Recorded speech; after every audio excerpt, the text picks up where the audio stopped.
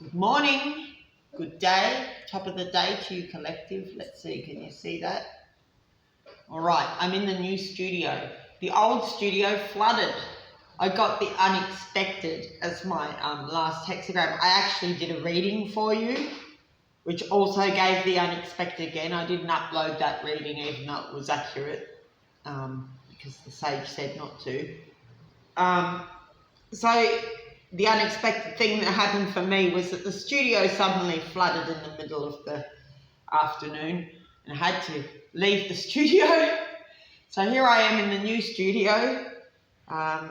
It's slightly upgraded. This studio hasn't been renovated yet, so that's why it sounds so empty. So today's question we've got with the I Ching, because I'm here to do an I Ching reading in case you haven't worked that out. 2 days it took me to get this question. I've been wanting to do a reading for days, but the sage really insisted on the right question and the right book. So the question we ended up with was, before you start the unpleasant task. Okay, and this is not the mildly unpleasant task. This is the one that you can barely face doing because it's so unpleasant, or you're not quite sure how to start it or what approach to take, or you know that you have to do it soon. You know that the time is upon you, but you're just not sure how to start or how to go about it, or some kind of, it's really hard maybe to start this task because it's so unpleasant. It could be to do with dealing with karmics or cleaning up messes that other people have made, dealing with dishonest people, unpleasant physical situations. I'm just sort of getting, like, in my personal situation, I have to deal with the sort of mess that people behaving evilly have left in my life. I have to clean that up. I'm already in a new timeline, but there's still stuff from before that needs tidying up. That's unpleasant. So yeah, that's the question. I had all sorts of really positive questions I wanted to ask, but it wanted to do this one. So here we are. So for the highest good of everyone watching this video, dear sage, and the highest good of all, we will start throwing the coins now. Please give the guidance. Only the good is welcome here, the highest good. Only that which is in alignment with the unadulterated highest good of the person who clicked on the video in their unadulterated best interests. Could you please give us some clues? Oh, and the highest good of all. So before the person who clicks on the video starts the unpleasant task, the one that makes them almost feel sick inside because they don't want to deal with it, they know they have to sooner or later. Before we start, can get some clues that might help with the right approach or the right headspace or the right timing or anything, the right understanding. So we've got 2 heads and a tail, that's a broken yin line. Okay, now we've got 3 heads, that's a yang line moving.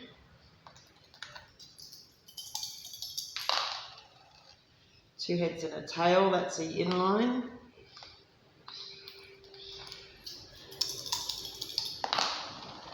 Okay, that's 2 tails and a head, that's a yang line, not moving.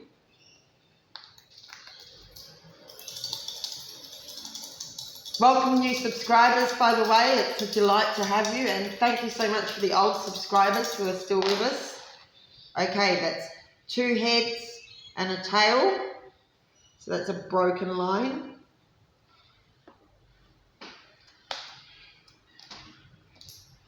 Right, one more for this hexagram. Okay, this is a good hexagram to get. It's very encouraging.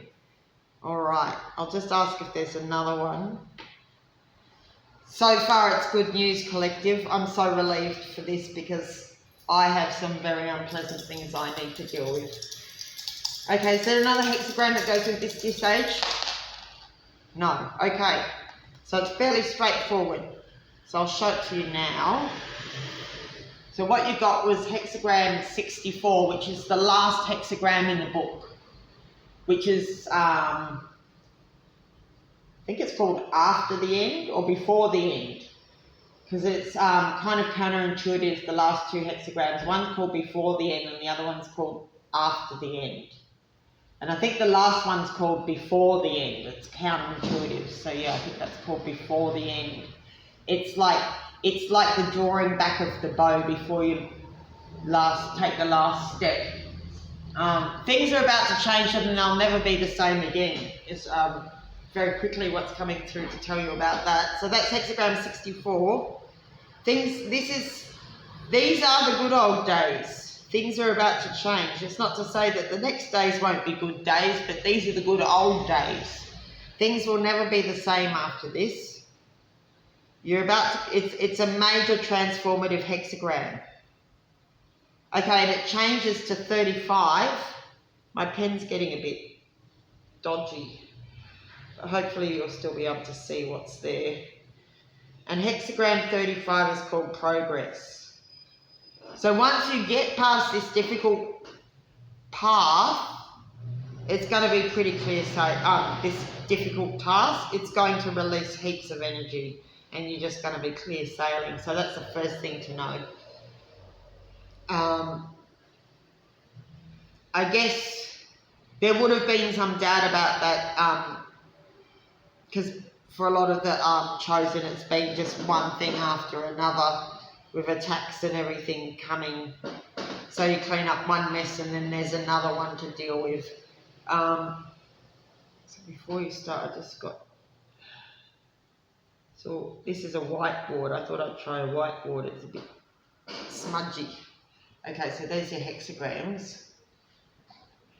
64 and 35. 64 is before the end and 35 is progress. Okay.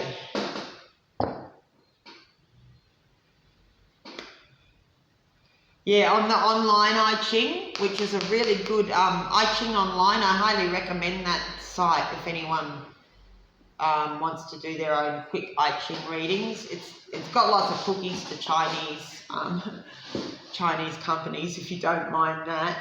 If you don't mind your cookies being used, because they advertise very directly what you just searched for, I've noticed. But anyway, it's a really good I-Ching site, I-Ching online, and the line I most remember from the hexagram 64 of I-Ching online is that these are the good old days. You don't know it yet, but everything is about to completely transform, and it'll almost be in the blink of an eye. I mean, not exactly, but you'll wake up one morning, soon realise that nothing's the same. And because it's the end of the book, hexagram 64, so it's the natural completion of a cycle. It's nothing to worry about. It's a transformation that has to happen, just like, you know, when you grow up, when you are not a child anymore, you turn into a teenager and then an adult or whatever. They're just natural progressions. So in that sense, it's nothing to worry about. All right, I'll read from the books.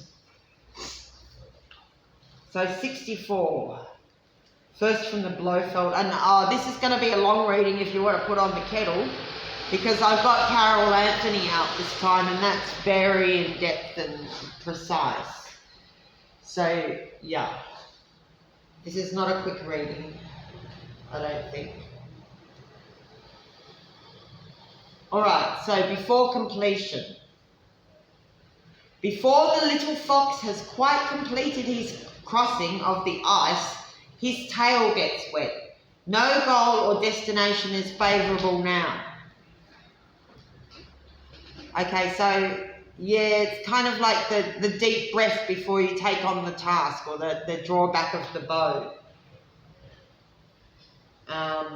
You've got to approach it in the right headspace and it'll go smoothly. The hexagram hexagram presages success because the yielding line, the fifth line, occupies the central position in the upper trigram.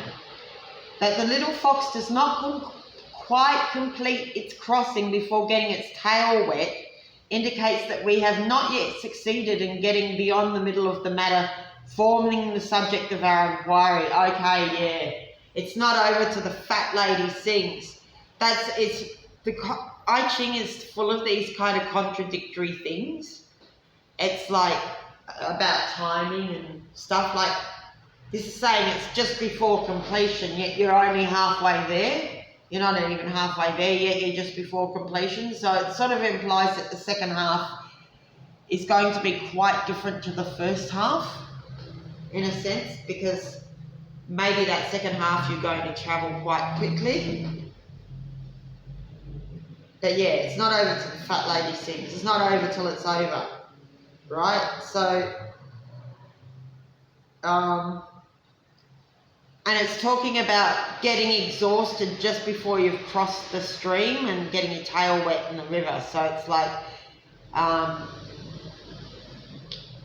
to use a driving analogy, a lot of accidents happen 5 minutes from home, or just as you're parking the car, you wipe off your rear view vision mirror or something like that. It's like the bit where you're almost done is actually sometimes the most, where you have to pay the most attention. It's got a lot of room for error because you think you've already done it, but it's those finishing touches that are really important, like parking your car without scraping the paintwork. Like just because you're home doesn't mean you don't have to park the car, right? So it's sort of like that. So wetting the tail at the end of crossing the river, you want to avoid that. So it's like not losing focus at that last minute just before the task is done. Like remembering to pay attention with those little details. So we're talking about it on a 3D level with this book. In the next book, it's more sort of 4, 5D. Okay, so where were we up to? The wetting of the tail and the absence of any favourable goal or destination imply that our affairs cannot be pushed through to completion. Oh, maybe that's why there's the hesitation to start, because it's not quite, something's not quite aligned. Or maybe it's because force is not going to complete it, that it's taking something else other than effort. Yeah, that actually makes sense, some kind of sense to me. Like sometimes it's not something, you're dependent on other people to do their part, or something like a piece of paperwork or something. Like you can't sign a form that hasn't arrived in the mail yet, for example. Okay. So our affairs cannot be pushed through to completion. The firm and yielding lines, although not appropriately placed, accord with one another. The hexagram symbolises fire above water. The superior man takes care to distinguish things before arranging them in order. Okay, so maybe there's a clue there about